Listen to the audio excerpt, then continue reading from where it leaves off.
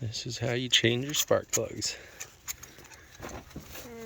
We already got one out, 200,000 miles. Definitely looks like it was ready to get changed. See what this one looks like.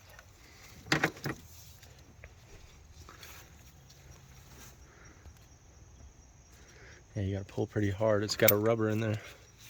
That one's even worse, I think. Yeah, just as badly burned. It was definitely time.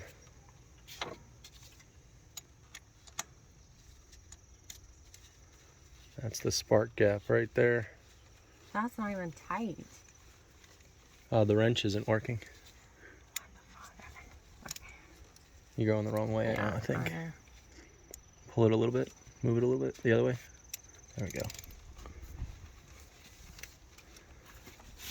Crack it loose. There you go.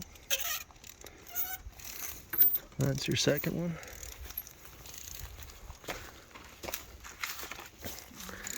You're the prettiest mechanic I've ever seen. You're super hot too.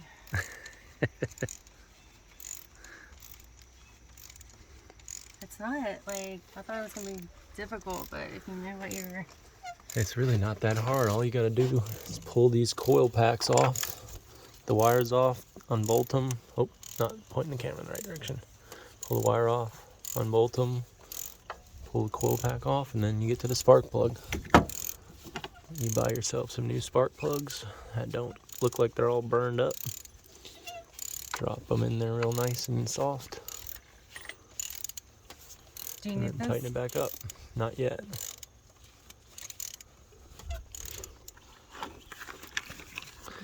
These things are expensive, but it's worth it to take care of the car. The car takes good care of you. You should take good care of it. I just set my head on my head. Did it knock some sense in you? I hope so.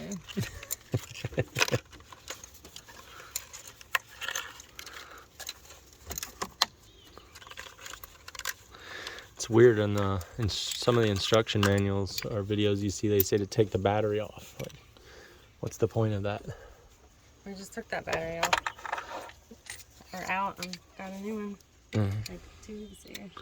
So that's 3 for 3 with the exact same burns. Oops.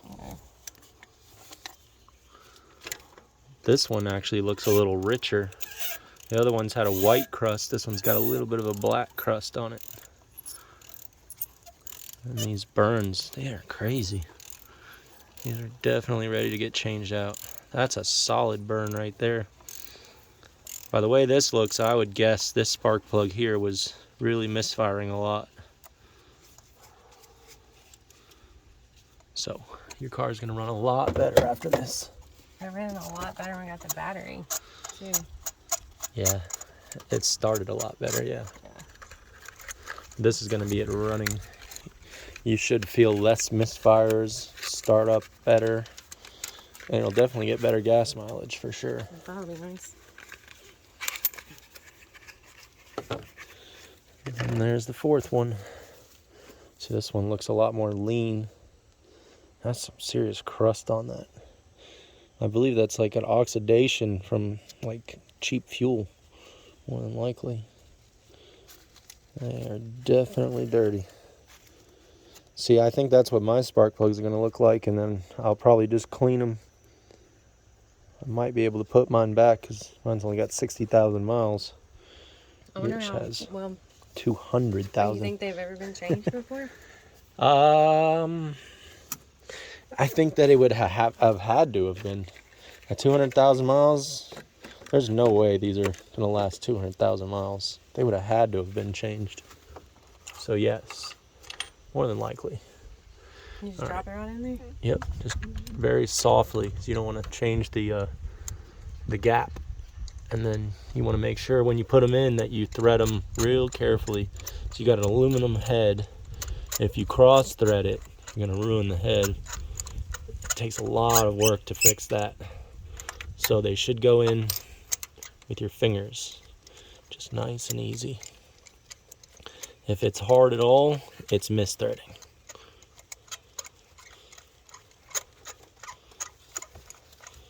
And I get them until they're snug, and then I get them with the wrench after.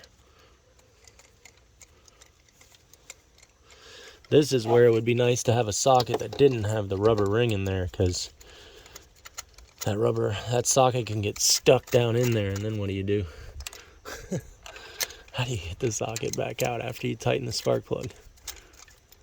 Yeah, how would you? Take the spark plug back out. And you saw how hard it was to pull the spark plug out of the socket. Yeah.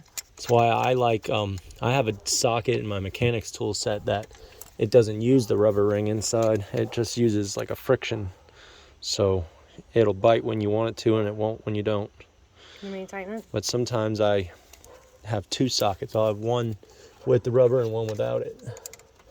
But yeah, I can feel there's a decent amount of travel before it actually bites the rubber. So just don't push down on it, and we should be good. Now you're loosening.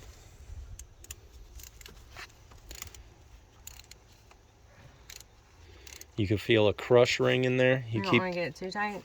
You don't want it too tight, but you want to... Here, let me do it, just to be safe. There's a crush ring down there, so you want to feel the crush. Pull it tight, not too tight. Oh, you push down. Dang it. Too hard? I told you not to push down. It's stuck. Yeah. I think I'm going to have to pull this spark plug back out. Damn. Yeah, it's okay. Just gotta pull it back out and start again.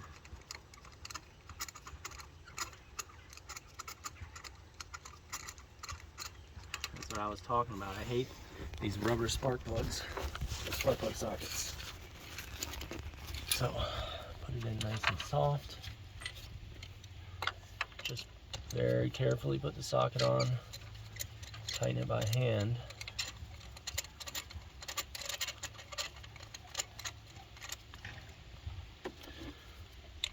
Very carefully.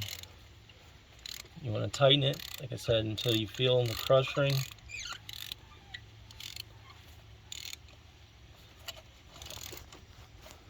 There it is. You feel the crush ring crush.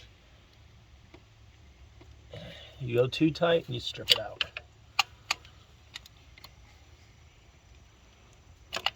Oh, man. This is awful. Why? I did it too. Well, I don't feel bad then. I wish I had a socket without the rubber ring.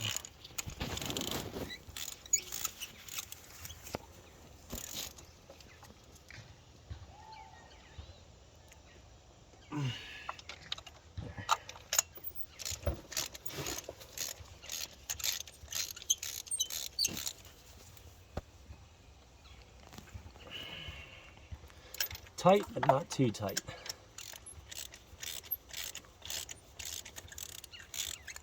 These feel so strange. Do they? I've never felt a spark plug feel like that before. Felt like the crush washer was not fully seated. Alright, we just put the coil packs in and we're done.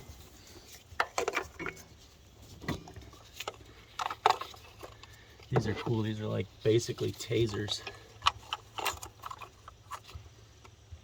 Do you have to push it down? Mm-hmm. Well, you want to turn it the right direction first.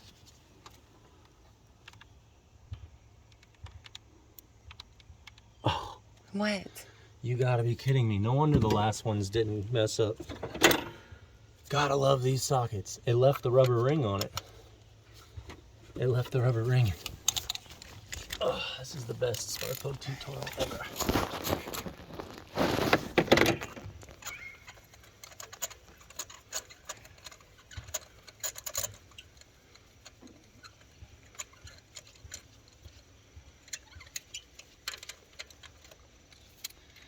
Yeah, see, it left that stupid rubber. And now it's out of the socket, so that's good. Definitely don't need that. Doesn't look like. Well, you need it to pull the spark plugs out. That's what our friend was talking about, that she used her what are they called? Forceps? Yeah. She was using them like little nose pliers to get them out. Whatever works, right? I used to use a piece of hose, or the coil pack itself sometimes works. Shove that back in there. Yeah, sometimes you can use the coil pack itself. See? It holds on to it, gets it out. It's a lot easier than dealing with what we just dealt with. That was a pain in the butt. I wish I could sit this phone somewhere. Yeah, I'm sure that's enough filming. Unless you want to film the engine starting in a second. Well, I wanted to put Happy with this.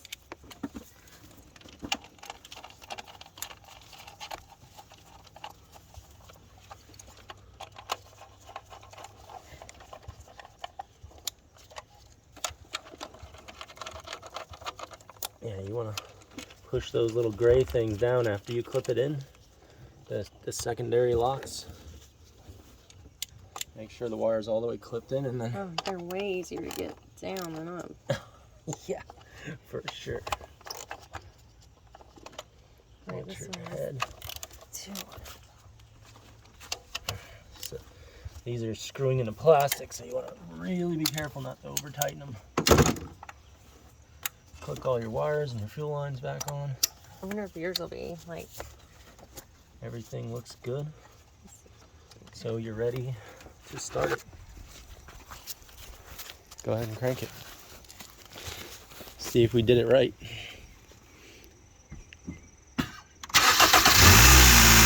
Woo!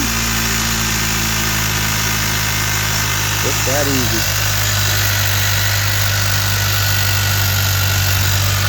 This thing makes such a weird noise.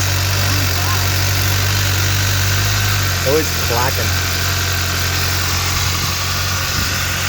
There it is. Now on to the second one.